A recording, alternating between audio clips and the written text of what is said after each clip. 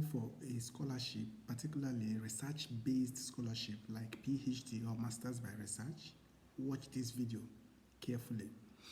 Because usually you are expected as a precondition for the scholarship application to have or to get a supervisor, a professor who is willing to supervise your research. So you have to do the following 4 things to optimize your chances of being selected. 1, carefully research the profile of the intended supervisor or professor. Carefully go through his research profile.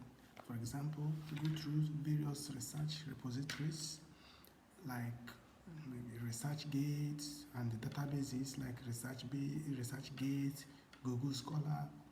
Find out the trend of research that interests such person, what he or she has done, and what he or she is currently doing. In most cases, these professors are not open to select new applicants for research because they are busy with research, with a particular research, most of them being funded. So most times they want someone who will come in and contribute. So if your proposal is related to what they are actually doing, so they see you as a potential team member who can come in and contribute and solve a problem. So they try to judge you, what skill do you have, what strength do you have in order to contribute for them to complete that particular research. So you need to research their profile, and from there you'll be able to know where to come in, what is missing. You should be able to find the gap, what has not been done, and what you think you can do, and how you intend to do it. So understanding the profile, understanding the research strength, interest of the person is very, very key. It's very important. Then the number 2 is carefully prepare your research proposal. Understand that your research proposal is your selling point. You should be able to demonstrate your research strength. You should be able to show that you have a detailed knowledge of, and you know what this research entails. So you should be able to x-ray what you want to do, the process or the procedures you want to achieve it, and even the possible results you should be looking for. So that way you'll be able to showcase that you actually know what you are doing. You can be an asset to completing a particular research task. At least some elements of some write-ups that constitute it, like your rationale, motivation, your maybe justification, and maybe your brief literature review, and your proposed methodology, your expected results. Though it's not, that aspect is not so much important, but even if you include it, it shows that you already have idea of how this research should look like.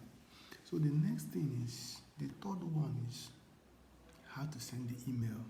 Please refrain from sending email of, most times, request for supervision. Most times. Sometimes use inquiry. You want to make inquiry to see if he is available to supervise you. So because sometimes when you say, let's say application direct, like application for your supervision or request for your supervision, once they don't have any space, or they think they don't have any space for new applications, to accept new applications, and once they see they will not say, I don't need application. They will not even review your work. But when you say inquiry to find out, the person will want to say inquiry, you want to read what it's all about. Inquiry to find out about your research group, for example. The person will be like, hey, my research, what is wrong with my research group? Let me see. So the person will now try to read. So when you now start writing, you don't just go into, you can say, having considered that this particular thing is now currently happening, and some research have done this and this, and your group, and most of your research has done on this. How about if this aspect is looked at in detail, for example, using soft computing approach, because because this method you should be able to review clearly. The person will not even know when he or she must have finished reading through your cover letter. So that is how it should look like. You should be able to, the person will be like, okay, I think this person has something to contribute to our team. You can give him a try. You see yourself being given the opportunity even without making much formal application. So you can see at the end of the day that if he's open for you to collaborate or work with him in this aspect or in related aspects, you would gladly would love to. So that settles it. Then the fourth one is know the documents you must have to attach. One, that's a research proposal you have prepared.